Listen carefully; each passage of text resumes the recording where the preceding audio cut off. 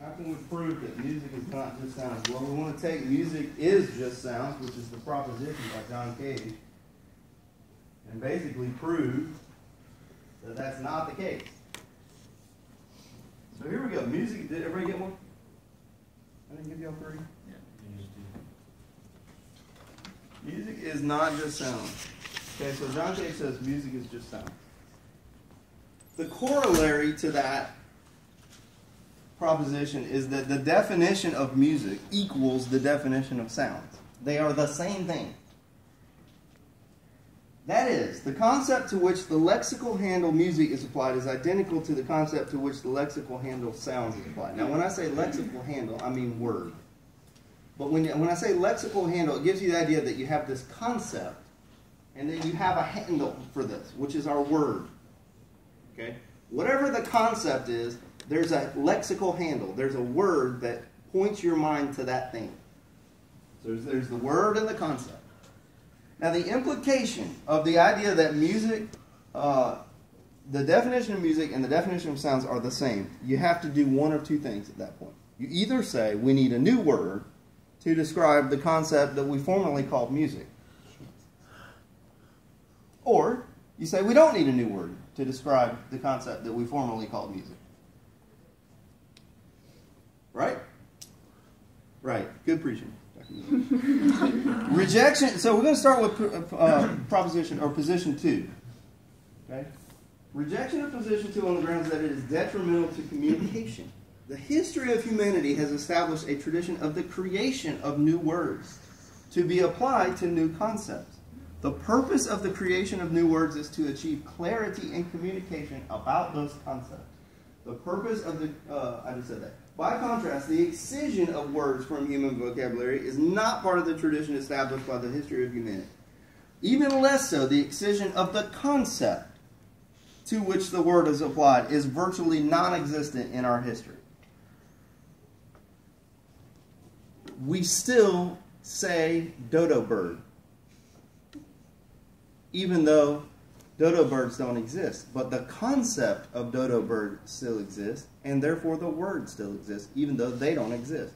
You never get rid of words, and you never get rid of concepts, unless there's just no knowledge that the concept is there. Thus, to not allow a word, whether it's music or anything else, to represent the concept formerly called music goes against long-held conventions of human communication. Now, rejection of position 1 on the grounds that it's redundant. Okay, position 1 says we need a new word to describe what we used to call music, because now we're calling music sounds.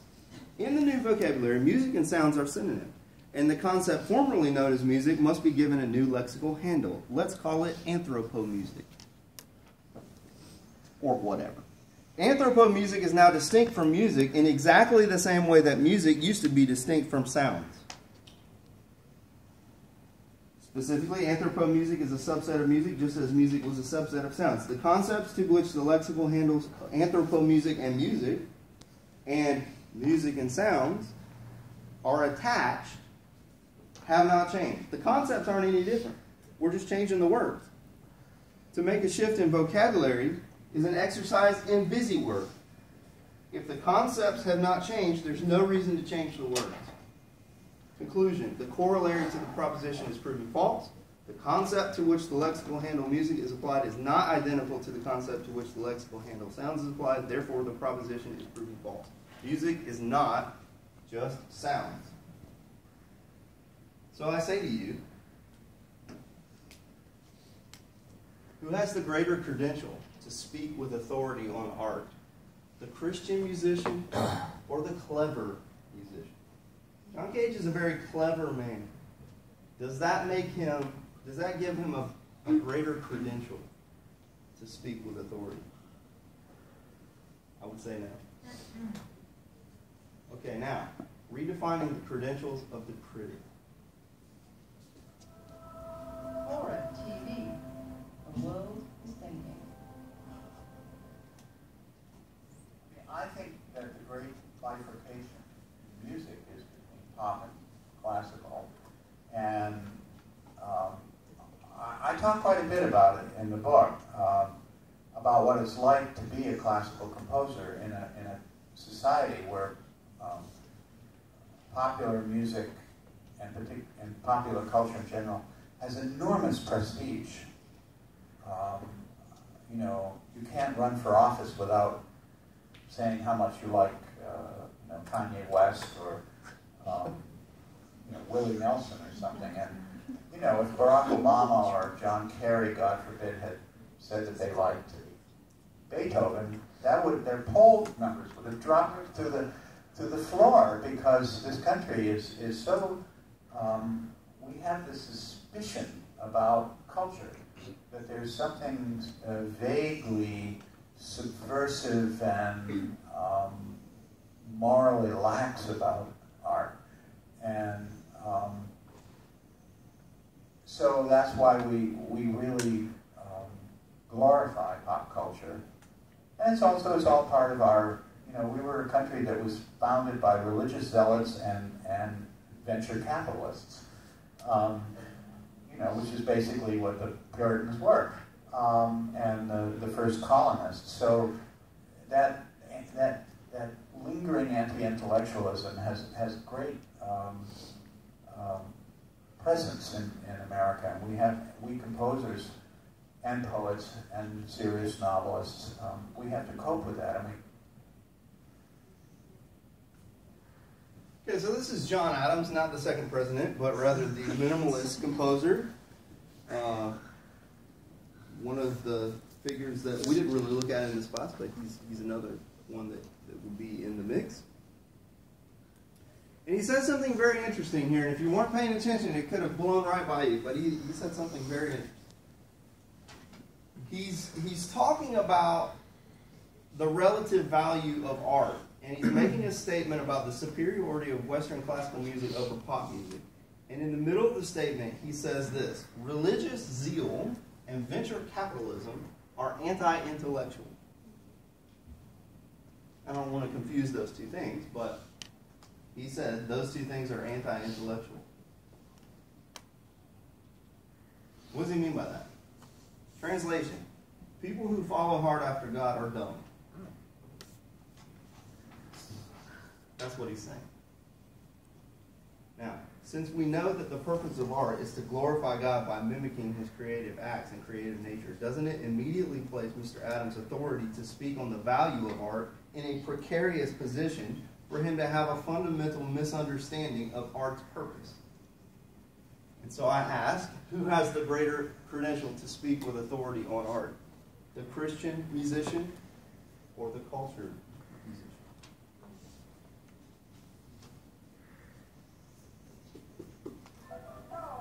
Very work in electronic music, and famously appeared on the cover of the Beatles' Sgt. Pepper album.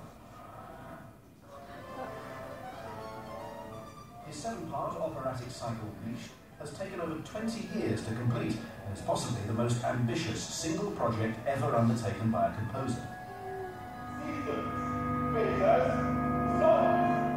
His admirers say that Stockhausen is at the height of his powers, but some critics claim that he's reached a dead end, and that he's become a megalomaniac, whose performances increasingly feature bizarre visuals and clumsy lyrics.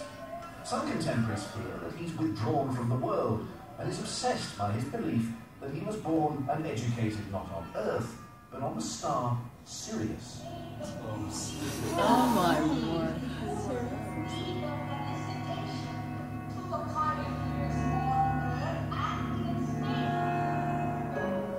Stockhausen rarely gives interviews.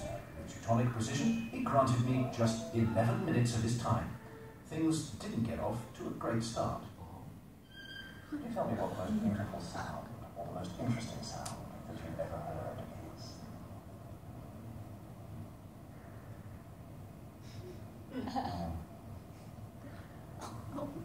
So what do you think about it? Oh my Lord.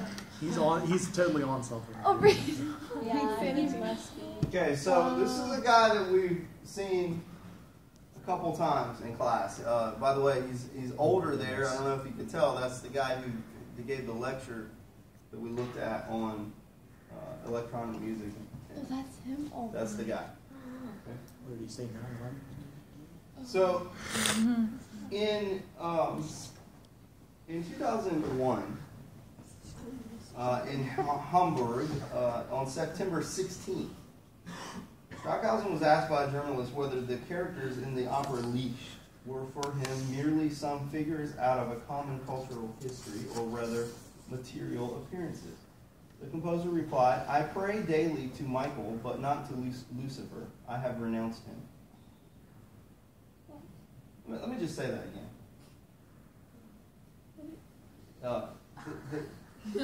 Just the fact that he doesn't really answer the question. The question is, were the characters in your opera merely some figures out of a common cultural history, or rather material appearances? The composer replied, "I pray daily to Michael, but not to Lucifer. I have renounced him. But he is very much present, like in New York recently."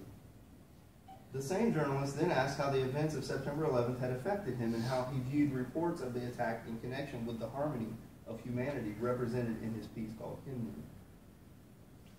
And he answered, "Well, what happened there is, of course, now all of you must adjust your brains, the biggest work of art there has ever been. The fact that spirits achieve with one act something which we in music could never dream of, that people practice 10 years madly, fanatically for a concert and then die. And that is the greatest work of art that exists for the whole cosmos. Just imagine what happened there. There are people who are so concentrated on this single performance, and then 5,000 people are driven to resurrection in one moment. I couldn't do that. Compared to that, we are nothing as composers. It is a crime, of course, because the people did not agree to it. They did not come to the concert. That is obvious. And nobody had told them you could be killed in the process." What? Now, we know intuitively that the attacks of 9/11 are not art. We know intuitively. But using the philosophy of art I am putting forward today, we can say precisely how it is not art. It is, of course, expression. The killers certainly expressed something that day. They expressed pure evil and hate. But there was no composed work, and there was no domain serving as source material. Furthermore, and most importantly, there was no composition. There was no creative act. There was the opposite of composition. There was the opposite of a creative act. There was a destructive act. Destructive acts are by definition not creative, and therefore not compositions. And this is the same line of reasoning I would take to show that pornography is not art. It is destructive, and anything destructive cannot be constructive, cannot be composed, cannot be creative, cannot be art. So finally, again, we ask, who has the greater credential to speak with authority on art, the Christian musician or the cuckoo musician?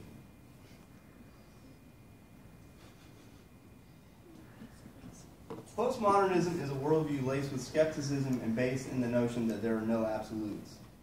Christianity, based on an absolute that we call Creator God, is incompatible with postmodernism.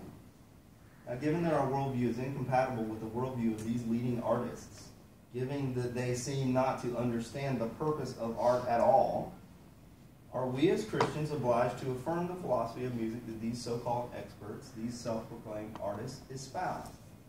Why should we continue to allow these leaders of the modern art community such a level of influence on our thinking? Here is the bottom line. We may disagree on the definition of music. We may disagree on whether a particular piece is music. We may disagree on whether a particular piece is good or bad. But in the end, as Christians who believe in absolutes and who have been given by God the ability to reason and who are expected by God to engage in taxonomy, that is, to observe differences among things, to categorize them, and to name them. In the end, we must agree that at the very least, there is an absolute standard for what music is. And even though we may not be able to articulate well what that standard is, we know that it is there. We know that it is there because we have a school of music which we distinguish from the school of theater, which we distinguish from the school of art, which we distinguish from the school of osteopathic medicine.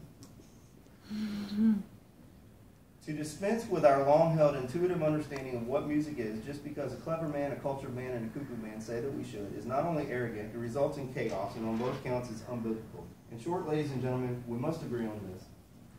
A banana is not music. Eve.